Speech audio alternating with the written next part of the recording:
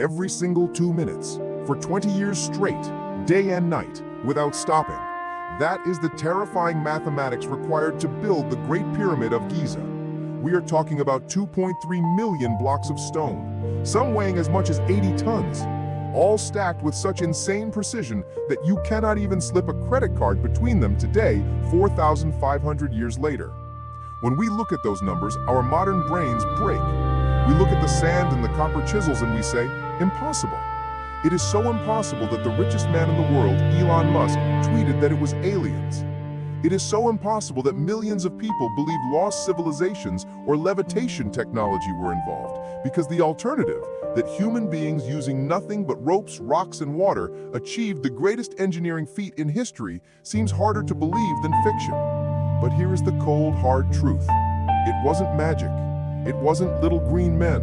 And it wasn't forgotten technology from Atlantis. The reality of how the Great Pyramid was actually built is a story of logistics, biology, and sheer brutal human willpower that is far more impressive than any conspiracy theory. Today, we are going to strip away the myths.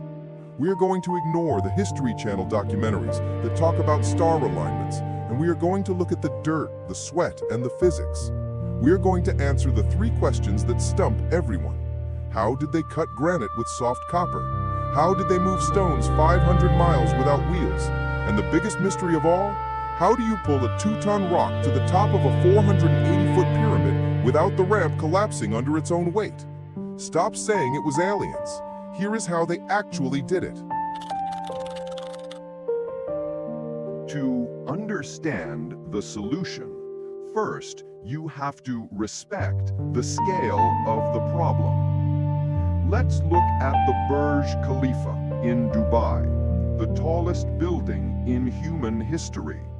It is a marvel of steel, glass, and modern cranes. It took roughly 6 years to build. The Great Pyramid took 20 years. But here is the difference. The Burj Khalifa is mostly empty space. It is air and elevators. The Great Pyramid is a solid mountain of stone. It contains enough rock to build a wall around the entire country of France. And the Egyptians did this at the dawn of civilization. They had no iron, no steel, no pulleys, and crucially, no wheels. So, problem number 1, the material. The pyramid consists of 2 main types of stone: limestone, which makes up the core, and granite, which makes up the inner chambers. The limestone was the easy part. It was quarried right there on the Giza plateau. But the granite, the massive pink stones used for the king's chamber, weighing up to 80 tons each, those came from Aswan. Aswan is 500 miles away to the south. How do you move an 80-ton object 500 miles without a truck, a train, or a super crane? You don't. You let nature do it for you. The Egyptians were not just stone masons, they were masters of water. We often forget that the Nile River today is a tamed beast, but 4,000 years ago, the Nile was wild. Every year it flooded. But to the engineers of Giza, this flood wasn't a disaster, it was a conveyor belt. Archaeologists have uncovered evidence of a massive, artificial harbor complex right at the foot of the Giza plateau. They didn't just drag stones across the sand, they dug canals, huge, deep waterways that connected the Nile directly to the construction site. During the flood season, the water levels would rise, lifting their massive barges. These boats, loaded with granite from Aswan, would float 500 miles downstream, carried by the current, and dock essentially at the front door of the pyramid. They didn't fight gravity, they used buoyancy. They turned the landscape into a hydraulic machine. But once the stones arrived, who moved them?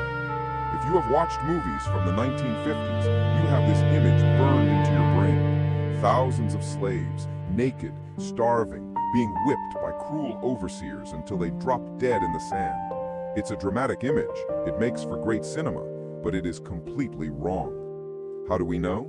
Because we found their lunch. South of the Great Pyramid, archaeologists discovered the lost city of the pyramid builders. This wasn't a prison camp, it was a bustling metropolis. We found bakeries capable of churning out thousands of loaves of bread daily.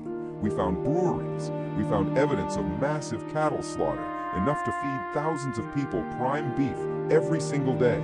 Slaves do not eat prime beef. Even more incredible, we found their skeletons, and the bones tell a beautiful story. Many of these workers had healed fractures. If a slave breaks his leg in the ancient world, he dies or is discarded. But these workers received medical care. Their bones were set, splinted, and allowed to heal. This means they were valuable. They were a skilled workforce. Think of it less like a gulag and more like NASA. This was a national project. Farmers, during the flood season when they couldn't farm, would come to Giza to work for the pharaoh. They were paid in food, beer, and tax breaks.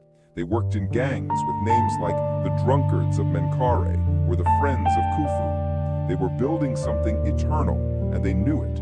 It was national pride, fueled by bread, beer, and a sense of divine purpose. Technical, sharp. Now let's get to the part that confuses the engineers, the tools. We know they had copper chisels, we have found them. But copper is a soft metal. On the Mohs scale of hardness, copper is a 3. Granite is a 7. If you try to cut granite with copper, the copper blunts immediately. It's simple physics. So, did they have lasers? Did they have diamond-tipped saws given to them by star travelers? No. They had something much more boring and much more effective. Sand. Specifically, quartz sand. Experimental archaeology has proven this. If you take a copper saw, which is essentially just a flat blade, and you pour sand underneath it, and then you pull it back and forth for hours, the copper doesn't cut the granite. The copper grabs the sand crystals, and the sand cuts the granite. The copper is just the delivery system. The sand is the weapon. It is agonizingly slow. It might take hours to cut just a few inches, but remember, they had the one resource we don't have today: unlimited time and unlimited manpower. They weren't worried about quarterly profits. They were building for eternity. But cutting the stones is one thing. Making the pyramid perfect is another. The base of the Great Pyramid covers 13 acres, and yet it is level to within less than an inch. How do you level a 13-acre rock foundation without laser sights or GPS? Again, the answer is water. They cut a grid of trenches into the bedrock. They filled them with water. Under gravity, water always finds a perfect level surface. They marked the waterline, drained the trenches, and then chiseled the rock down to that mark. Simple, elegant, perfect. But now we come to the monster, the problem that has kept architects awake at night for centuries: the ramp. Most textbooks show you a picture of a long, straight ramp going up one side of the pyramid. It looks logical, but when you do the math, it falls apart. To push a 2-ton block up a ramp, the slope cannot be steeper than about 7 or 8%. Any steeper, and the men slip backwards. Gravity wins. To reach the top of the pyramid, 480 feet in the air, with a 7% slope, that ramp would have to be over 1 mile long. A 1-mile-long ramp would require more stone and sand to build than the pyramid itself. It would be a construction project bigger than the main event. It makes 0 sense. So, people suggested a spiral ramp wrapping around the outside. But that has a fatal flaw too. If you cover the outside with a ramp, You cannot see the corners. You cannot check the lines. You wouldn't end up with a pyramid. You'd end up with a twisted, ugly shape. So, if there was no long ramp and no outer spiral ramp, how did they get the stones to the top? Enter Jean-Pierre Houdin, a French architect who spent his life obsessed with this problem. He looked at the pyramid not as a pile of rocks, but as a machine. His theory is radical. He believes they built the bottom third of the pyramid using a short external ramp, but for the top two-thirds, they built the ramp inside. Imagine a corkscrew, a tunnel running spirally upwards just a few feet behind the outer face of the pyramid, protected from the hot sun, open at the corners to allow the blocks to be turned. The workers would drag the blocks up this internal tunnel, recycling the materials from the lower external ramp as they went. They were building the mountain from the inside out. For years, this was just a theory, a nice idea on paper. But in the last decade, science started catching up. A team used muon scanning, cosmic ray technology, to peer inside the solid stone. And what did they find? They found density anomalies. They found voids, and the shape of these anomalies matches the spiral pattern of an internal ramp. There is a ghost staircase inside the Great Pyramid, a hidden highway that has been sitting there silently for 4,500 years, waiting for us to be smart enough to find it. Awe, grandeur. But the genius doesn't stop there. The most heavy lifting wasn't just the blocks. It was the roof of the king's chamber. Giant granite beams weighing up to 50 tons. They had to get these 50-ton monsters up to the center of the pyramid. How? The Grand Gallery. If you have ever seen pictures of the inside, you know the Grand Gallery. It's this massive, soaring, cathedral-like hallway in the center. For years, historians thought it was just ceremonial, a nice hallway for the pharaoh's spirit. But engineering analysis suggests it wasn't a hallway. It was a counterweight system. The Grand Gallery is a giant slide. By loading a massive counterweight on a trolley at the top of the gallery and connecting it with ropes over unmatched greased wooden rollers, the Egyptians could use gravity to help them lift. When the counterweight goes down, the 50-ton block goes up. It was a freight elevator. They didn't just pile rocks. They built a functional industrial machine capable of manipulating forces that would break modern cranes. And then, when they were done, they sealed the machine inside its own casing. So why do we keep looking for aliens? Why do we look at the pyramids and desperately search for a supernatural explanation? I think it is because the truth is uncomfortable. The truth is that we as a species have forgotten what we are capable of. We live in a world of short attention spans, of quick fixes, of disposable technology. We cannot imagine a project that takes 20 years. We cannot imagine a dedication that spans generations.